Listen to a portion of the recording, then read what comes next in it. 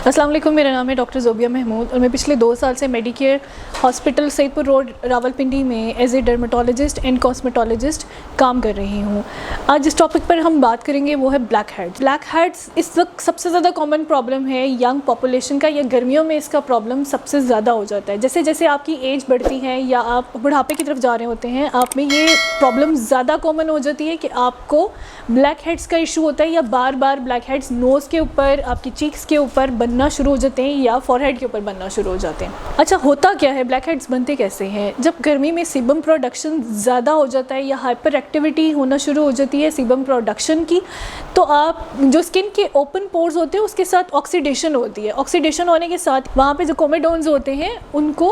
Air oxidise करती है और वहाँ पे ब्लैक हेड्स बनना शुरू हो जाते हैं। इन ब्लैक हेड्स को वक्त के साथ साथ स्किन से निकालना ज़रूरी है और इसके पोर्स को बंद करना भी उतना ही ज़रूरी है जितना कि उसको स्किन से बाहर निकालना ज़रूरी है। मैं हमेशा प्रेफर करती हूँ कि आप अपनी स्किन को हफ्ते में 1 या 2 बार किसी अच्छे जेंटल स्क्रब से ज़रूर स्क्रब करें या एक्सफोलिएट करें। मार्केट में इस वक्त बहुत अच्छे स्क्रब्स मौजूद हैं जिनमें से लिसाइलिक एसिड हो सकता है या ग्लाइकोलिक एसिड हो सकता है, जो कि आपकी स्किन से इन कोमेडोन्स को या ब्लैक हेड्स को या कील को ना निकालना शुरू कर देते हैं। अच्छे तरीके से वो उनको बाहर निकालते हैं। इसकी एप्लीकेशन हमेशा याद रखिए कि आपने हल्के हाथ के साथ उसको अच्छे तरीके से स्किन के ऊपर थोड़ा सा टाइम के लिए मसाज करने के बाद ठंडे पानी से इसको धोना है और उसके बाद अपने पोर्स को बंद करना है। उसको बंद करने के लिए कोई अच्छा सा फेस वॉश यूज़ करेंगे जो आपका डर्मेटोलॉजिस्ट या कॉस्मेटोलॉजिस्ट आपको बताएगा, और इसके साथ साथ कुछ सीरम्स जो हैं हम स्किन में लगवाते हैं या टॉपिकल एप्लीकेशन करवाते हैं या लगाने के लिए देते हैं, ताकि आपकी स्किन का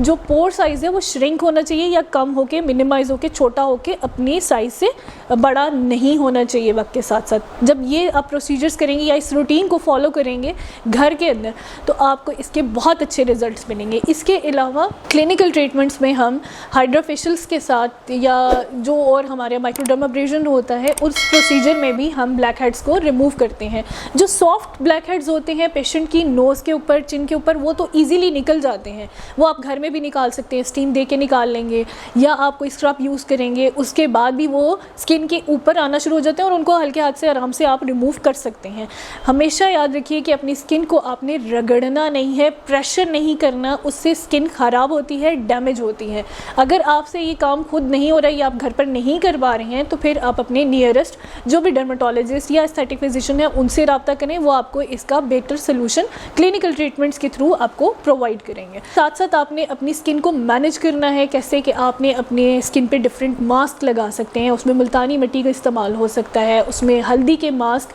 आप दही के साथ हल्दी को मिक्स करके अपना मास्क 10 मिनट के लिए अप्लाई करें और उसके बाद उसको धो लें। अच्छा, जिनको किसी चीज़ से एलर्जी नहीं है, लेमन से एलर्जी नहीं है, लेमन से जिनको एलर्जी नहीं है वो इसको ज़रूर यूज़ कर सकते हैं कि वो डायरेक्ट लेमन को किसी भी मास्क के अंदर उसके ड्रॉप्स डालकर उसको अप्लाई कर सकते हैं, ताकि वहाँ का जो ऑयल कंटेंट्स है वो उसको रिंस कर सकता है या लेमन उसको धो लेता है या उसको कम कर देता है। इसके अलावा बेकिंग सोडा का इस्तेमाल हो सकता है। बेकिंग सोडा का इस्तेमाल आपने अपनी स्किन के ऊपर डायरेक्टली या हार्शली नहीं करना,